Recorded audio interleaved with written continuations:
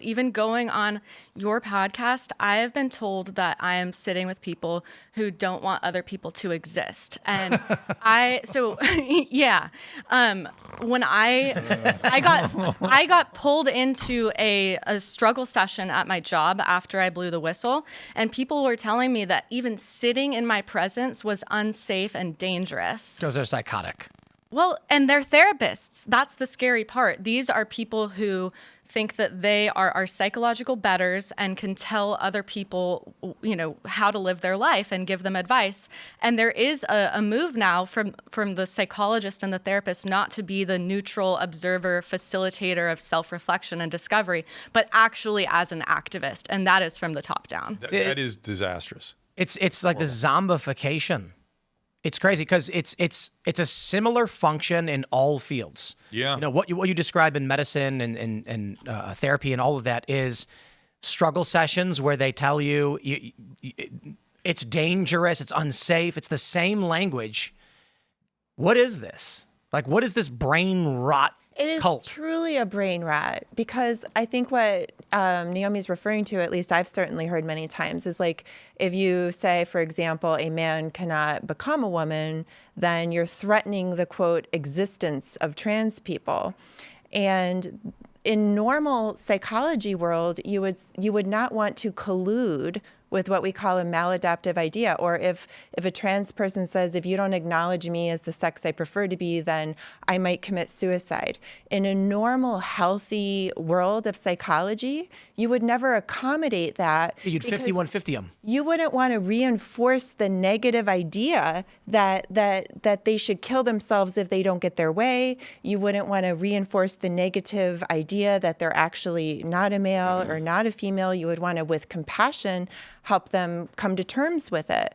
But now what psychology is doing is not only colluding with the illness, but it's pathologizing people that want to come forward and say, like, well, can we just acknowledge reality? We call it reality testing. And this is what you're talking about, the brain rot side of this, is we now know, it's axiomatic in psychiatry particularly, that exposure therapy is extremely important to mental health. It builds resiliency. It builds self-efficacy and competency. Listen, when I was in training, I had to lean into horrible situations all the time in order to develop my competency.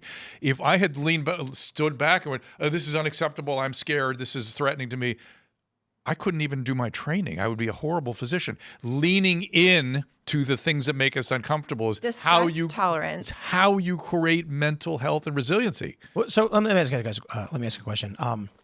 20 years ago or in the 90s, if someone went to therapy and threatened to kill themselves over something like, like just any reason, like I'm so upset over this thing that I want that they threaten to do it. What is the appropriate medical response to someone who threatens suicide?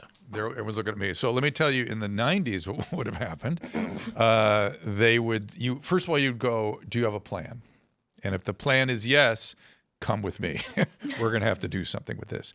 In California, presently, you would say, do you have a plan? And you'd have to keep asking them every 10 minutes, do you still feel like that? Do you have a plan?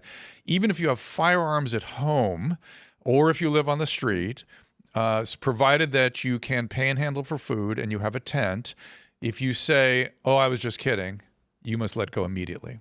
I can tell you in therapy training, I'm at the end of my program, I've received almost zero guidance on when to 5150 somebody. We are to affirm the feelings primarily.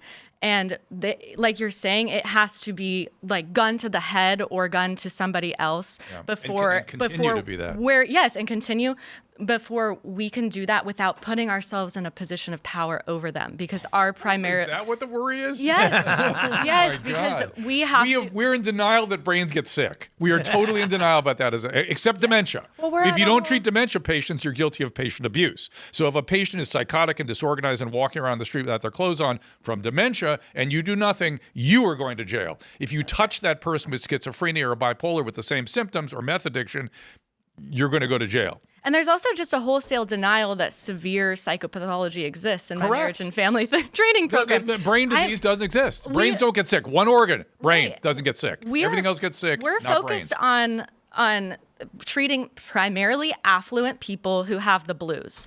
That is what the training that I'm getting is. I am so not sorry. I know, and honestly, I feel ill-equipped at the end of my program. You just 50-150 all of them.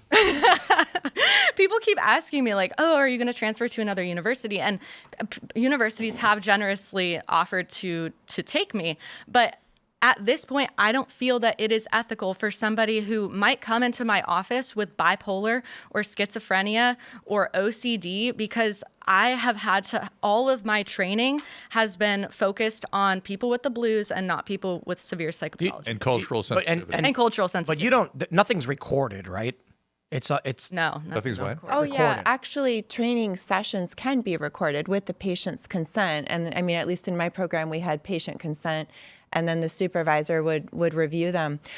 But I'll just bring that up because my first thought was kind of want to be a therapist. Go to California, get certified and all that. And then once that like weird woke liberal comes in saying, I'm so upset because I'm a communist, I'd be like, threaten to kill self and me. And then I'd call the police, be like, lock him up. Well, be prepared to write your joke, by the way. comprehensive sexual autobiography for that too. well, also, I mean, what they're also doing now. They refuse to have sex with me. To Drew's point about this constant, asking them every 10 minutes, of course, that, almost reinforces and, reawakens the idea. But of course, what they're also doing now on some levels is even this MAID, the MAID program, and the assisted suicide. Like it's practically at a point in some places now, where you're like, well, have we talked about, responsible ways if that's something that, you want to explore? But I remember even when I was in training like 10 years ago, 15 years ago, I remember it was this weird thing where they would insist that everybody has thought about suicide at some time and that it's completely normal. And I was like, no, I actually never have. Like I would never do that. And There's interesting stuff embedded in that observation because even asking questions about autism, right? When people wanted to go, why is autism going up? You are biased against non-neuronormative people. Yeah. What's wrong with that? What's wrong with it? Forget all the disability that results or the misery or what God knows what. You're not allowed to ask the question. A, it might implicate vaccines. Can't ask that. And B, you're coming down on neurodivergent people. Neurodivergent people. Yeah. So with like the gender stuff, there's like we generally understand the attempt at logic they have, but what about general body dysmorphia? Right? What is it called when people want to like amputate their own hand? Do you know what the term for that is? I forget the name for that. Like general bodies. Yeah, it's so unusual, but yes, it exists. Okay, but what about just your average woman who, I can speak to it, your breasts change after childbirth, and then you have body dysphoria about anything like that. And then, if I went to a therapist and I'm talking about how, I really want a boob job because my breasts look different, they wouldn't say, okay, great, here's a referral to 10 plastic surgeons. But that is what we're being taught to do in therapy training. If a child comes to me with 6 months of gender dysphoria, it is not my job to gatekeep. They said, don't be a gatekeeper of their health care. But we are sending them into plastic surgeons' offices. I don't know if you've been into one recently. I recently broke my hand and had to go. The walls are covered with all sorts of messages and pamphlets telling you that, your face needs to be tightened and your breasts need to be lifted and your butt needs to be plumped. Seriously, and these people are marketing. It's called body integrity dysphoria or body integrity identity disorder. And they feel a specific part of their body is not actually a part of their body and they want it removed. And there have been people who have tried to get amputations but been denied. Mm-hmm. So they stage accidents where one example was a guy he put a jack under a car and then put his hand under it and then pulled the jack out so it crushed his wrist so he could get his hand removed. See, and we can all clearly see that for what it is, right? But yeah, if somebody, and I just want to say, about trans, because I feel like it's kind of this elephant in the room.